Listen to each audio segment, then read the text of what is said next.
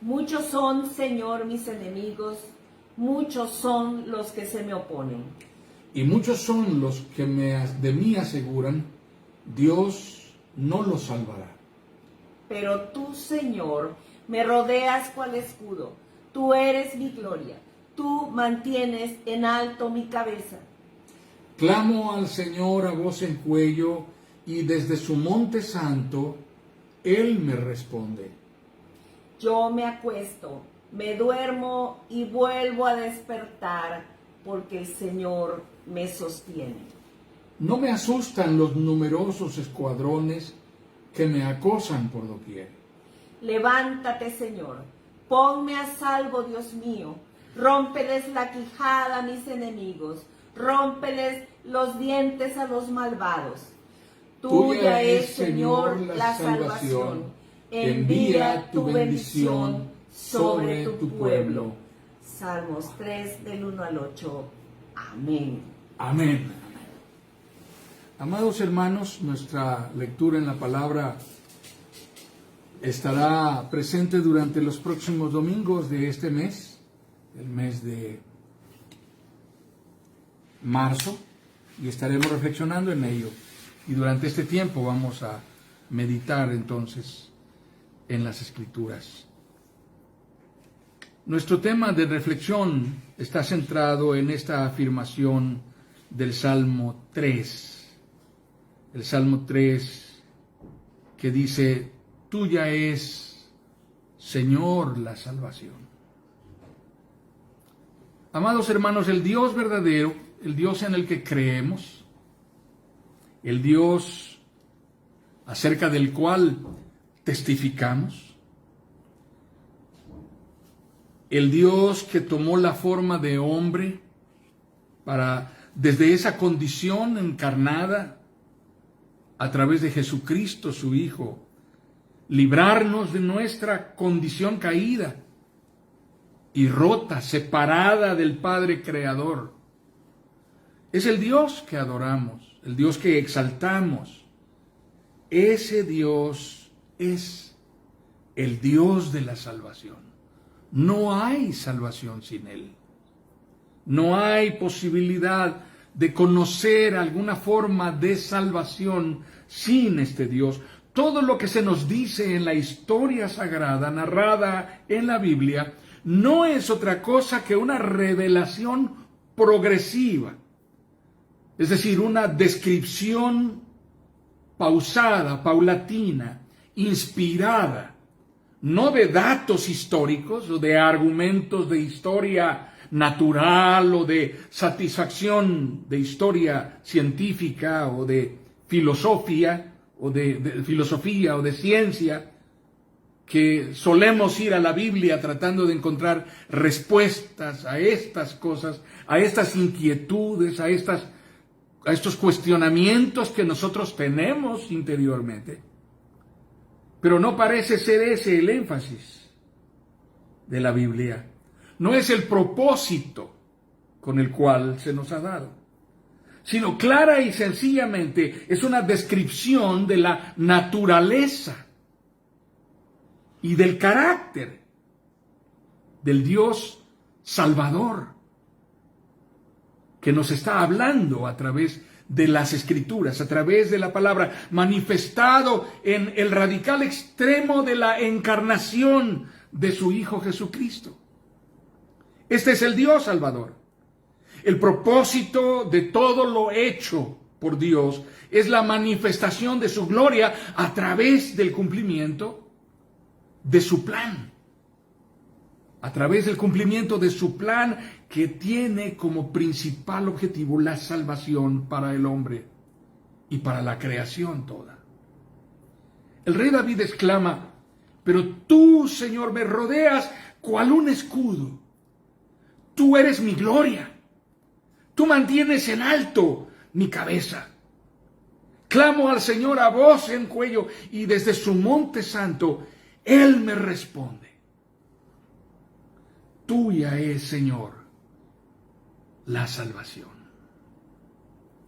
Cuando el salmista dice estas palabras, habla de este Dios al que conoce no remotamente, no por lo que otros le han platicado, no por lo que ha aprendido por la instrucción en el hogar o en el entorno de la comunión del pueblo de Dios, sino habla de este que es el Dios al que conoce cercana e íntimamente, personalmente.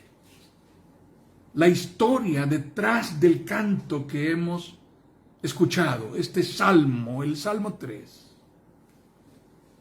oculta uno de los episodios más humillantes, quizá más vergonzosos y al mismo tiempo más dolorosos de la vida del rey David. Todos identificamos a David.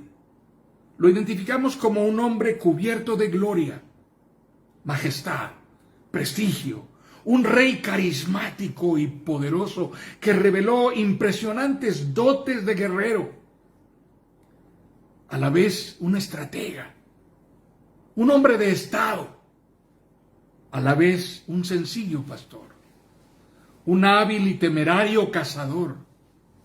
En su niñez, alguien con un valor indescriptible.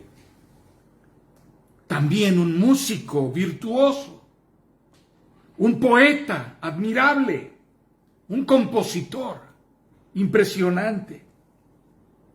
Esa es la parte que nos conecta con David, más estrecha, más sensiblemente por la profundidad de sus expresiones a través de los salmos. Sin embargo, hay rasgos de su personalidad que desconocemos, debido a que nuestra tendencia, particularmente nuestra tendencia cuando nos acercamos a la palabra de Dios, cuando nos acercamos y reconocemos en estos hombres a personajes impresionantes, nuestra tendencia es la prejuiciosa exaltación de los superhéroes de la Biblia. Los encumbramos en pedestales, de los cuales no los bajamos. Pero escrituralmente se nos muestran sus debilidades e incluso sus huecos enormes de personalidad, de carácter y de temperamento. La Biblia no esconde esas cosas. La Biblia nos dice que David era débil en más de un aspecto en su personalidad. En esta ocasión no se trata de su debilidad por las mujeres o de su afán por hacerse notorio, que en ocasiones lo llevó al extremo de el exhibicionismo y la crítica. Ni se trata de su época oscura en la que se alió con los filisteos, haciéndose líder de sus cuadrillas de ladrones para sobrevivir a la persecución del rey Saúl. Este episodio de la vida de David, respecto del cual hallamos referencia en el Salmo 3, nos muestra al padre, a un padre sin carácter, un hombre que perdió la oportunidad de criar hijos que le honraran y le reconocieran su autoridad, primero como padre y después como rey, como jefe de Estado, como soberano sobre la nación. Absalón era el tercer hijo del rey David. En su historia juvenil reservaba el drama, la tragedia de un fratricidio cometido contra su propio hermano Amnón, quien enloqueció de pasión por su hermanastra Tamar y abusó de ella. La venganza de Absalón lo condujo a ser echado de la presencia de su padre, el rey David. Fueron años difíciles para el joven Absalón, acostumbrado a los privilegios de la casa real, pero contrario a lo que podríamos suponer, no fueron años de moldeado y quebrantamiento, de transformación y de reconocimiento que convirtieran a Absalón en un hombre sensato y maduro. No fue así.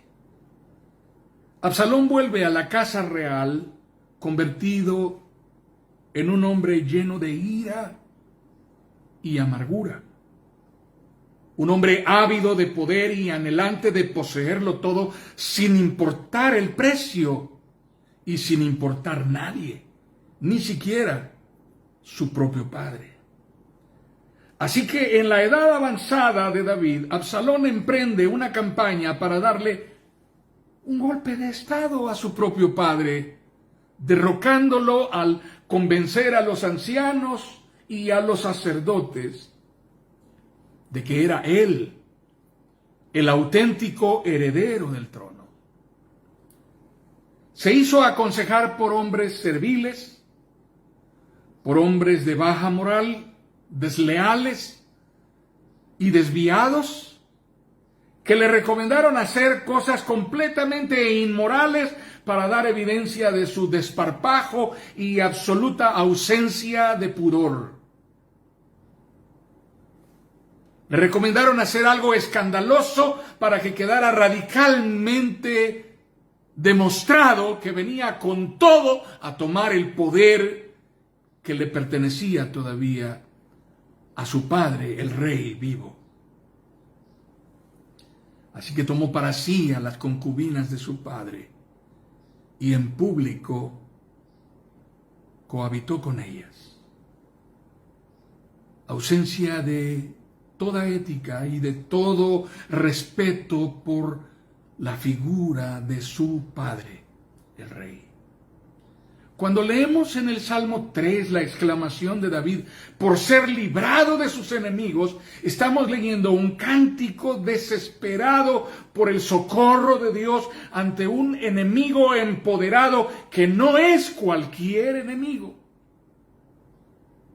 Es su propio hijo, Absalón, que ha convocado a los ejércitos y los ha hecho sus aliados para ir en contra de su padre. Pero, amados hermanos, dejando en una pausa la historia bíblica y viniendo al terreno de nuestras realidades presentes, los conflictos en familia no son algo extraño. Esa es una constante en la realidad espiritual del hombre que vive separado de Dios, que no tiene reconciliación con Dios y no tiene reconciliación con su propio propósito de creación. Nuestro universo relacional es una revelación de nuestra condición espiritual. Lo que pasa en nuestras relaciones revela lo que sucede en nuestro interior. Nuestros peores enemigos no necesariamente están fuera de nuestro círculo inmediato de convivencia. La causa de ello es que nosotros contribuimos a crearnos enemigos poderosos cuyas sombras nos aterrorizan a lo largo de toda nuestra vida. Y en ocasiones, con tristeza tenemos que reconocer que no están lejos y no son extraños. La verdad histórica no maquillada por la Biblia, descrita con toda veracidad e impresionante puntualidad, es que la familia de David mostraba enormes carencias, terribles huecos de temperamento y personalidad, vacíos de certidumbre afectiva, jamás cubiertos por la figura del padre como el comunicador esencial de todo afecto incondicional, quien debiera transmitir la seguridad de la aceptación. No lo hizo con suficiente claridad y contundencia, y no lo hizo a tiempo.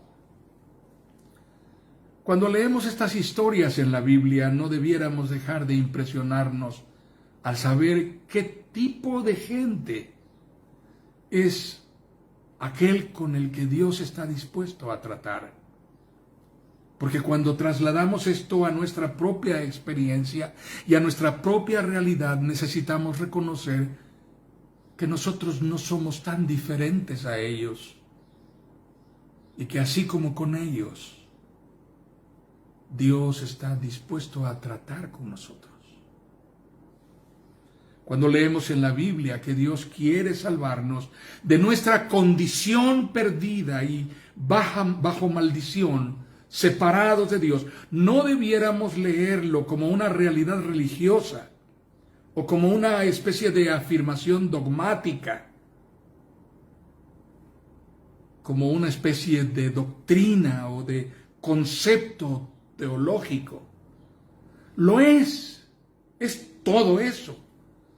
Pero en realidad no adquiere verdadero sentido hasta que no nos vemos tal y como somos en la cotidianidad de nuestra vida real, tal como es nuestra más dolorosa y punzante verdad interior que revela heridas adquiridas desde nuestro pasado remoto.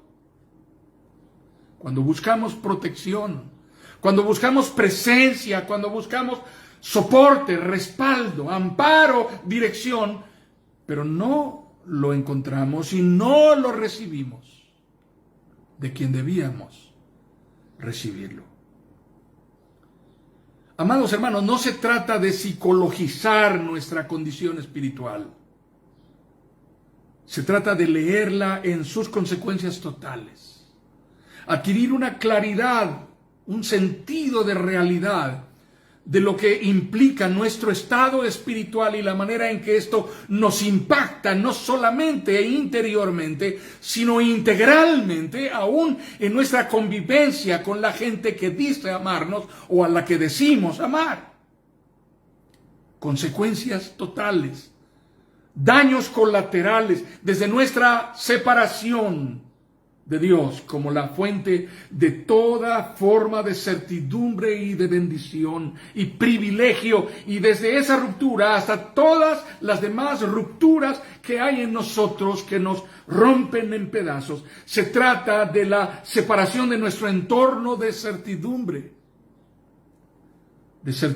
afectiva, de certidumbre de aceptación, de certidumbre de propósito en la vida, de certidumbre de encontrar un espacio al cual pertenecemos, certidumbre de pertenencia en donde no fuimos cubiertos como debió haber sido por quienes debieron darnos protección y seguridad de aceptación. La historia de David es dolorosa, pero es real. La historia de David y su hijo Absalón es una historia que muestra cómo nuestra condición espiritual queda retratada en nuestra manera de relacionarnos, nuestra forma de comunicar apego, aprecio, afecto.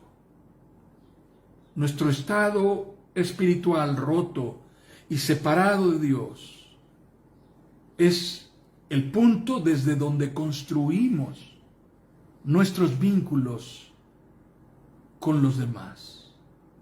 Vínculos enfermos, vínculos dañados, relaciones tóxicas que nos lastiman y que lastimarán y dañarán a otros después de nosotros, y esto puede transcurrir así por generaciones. Este salmo es un canto desesperado, pero es a la vez un canto reflexivo, pausado. Es un canto que marca altos en el proceso de su reflexión. Incluye en su composición 3 pausas marcadas que debían ser respetadas en la lectura congregacional, al igual que en la lectura privada. La palabra que no se lee al leer el Salmo significa: detente aquí, analiza lo que has leído, considéralo pausadamente, mientras respiras profundamente, piensa en lo que acabas de leer y considéralo a la luz de quién es el Dios del cual está hablando y particularmente de quién es el Dios del cual está hablando frente a tu propia realidad. Esas pausas que no hacemos los que leemos hoy nuestras Biblias, y no las hacemos desde nuestra apresurada lectura utilitaria y autogratificante de la Biblia. Los que nos tropezamos con las porciones de la Biblia, los que nos encontramos con estos fragmentos de la palabra, desde la angustia existencial con la que ya aprendimos a convivir y a sobrevivir, y que nos distrae de tal forma que todo lo que encontramos al paso de nuestros ojos, línea por línea, al leer la palabra, no es más que como una especie de repaso superficial que no llega más adentro, más a fondo, porque nuestro estado de enfermedad no nos permite ver más adentro a lo que está revelado en la palabra. Solamente buscamos analgésicos para un cáncer que está matándonos. Es una realidad que en el imperio de la ignorancia y de la superficialidad no hay lugar para certidumbres profundas, arraigadas en el corazón. Estamos tan saciados y tan hartos de nuestra vaciedad, de nuestra absurda vanidad, que no cabe ni siquiera una mínima porción en nosotros para experimentar una verdadera hambre de Dios, para darnos la oportunidad de experimentar una verdadera hambre de su palabra. Así que vamos a la palabra saciados de nuestras propias ideas, de nuestras propias conclusiones, de nuestra propia motivación y de nuestra autosuficiencia y nuestra arrogancia. Por eso es que aun siendo creyentes o cristianos, y no importa la antigüedad que tengamos de serlo, la preferencia de lo leído, la inclinación por ciertas porciones que hemos leído, es realmente remota. Siempre escucharemos a los cristianos de estos tiempos decir, es un pasaje que no me acuerdo dónde está, ni tampoco me acuerdo quién lo dijo, pero habla de que están contados los cabellos de los árboles y que no caen las hojas de nuestra cabeza sin la voluntad de Dios. Creo que lo leí en el libro del profeta Matatías o Seforías o terminaba en Ías. Pero ninguno de ellos existe. Ninguno de ellos es profeta de la Biblia y la Biblia no dice eso. Nunca existió eso. Pero ¿a quién le importa? ¿Quién se interesa por precisar el dato, por tenerlo claro, por puntualmente recordar lo que las promesas de Dios dicen y son el sustento de nuestra vida en los momentos asiagos y desesperados, cuando clamamos por salvación desde lo más profundo de nuestro ser, sin darnos cuenta que estamos agonizando? Y no nos importa porque vivimos con la conveniente percepción de que lo que realmente importa es que lo que leímos nos haga sentir bien en el momento. Y no es necesario retenerlo ni conservarlo o apegarnos a ello, mucho menos tomarlo como una especie de fuente de certidumbre y hacer que nuestra convicción interior, de la que depende nuestro buen funcionamiento, se vincule a algo como esta verdad, como esta declaración de fe que el salmista hace. Cuando leemos estas palabras en el Salmo 3, lo que podemos entender es que la vida de David depende de esto. La vida de David está expresada en esta forma de vínculo de supervivencia que pende de la mano de un Dios salvador. ¿Quién se ha ocupado de enseñarte a confiar en Dios de esta manera? ¿Quién ha tomado tiempo para apacentar tu alma y conducirte hasta allí para instruirte acerca de cómo depender más cada vez de este Dios que se revela como Salvador sin importar las circunstancias de las cuales tenga que salvarte? Él está allí para eso. Él es Dios. Esto es lo que ha demostrado en Jesucristo. Si Él ha dado a su Hijo Jesucristo sin escatimar el costo, ¿cómo no nos hará con Él todas las cosas? ¿No es acaso esta la promesa de Dios? ¿No hayas en ellos certidumbre para la vida? No es una fantasía religiosa para cantar los domingos románticamente en una celebración congregacional. Es algo que sustenta la vida, instante a instante, paso a paso, latido a latido, suspiro a suspiro. Si hay algo que esta circunstancia terrible nos ha demostrado, es que hay más cosas de las que nos imaginamos que están totalmente fuera de nuestro control.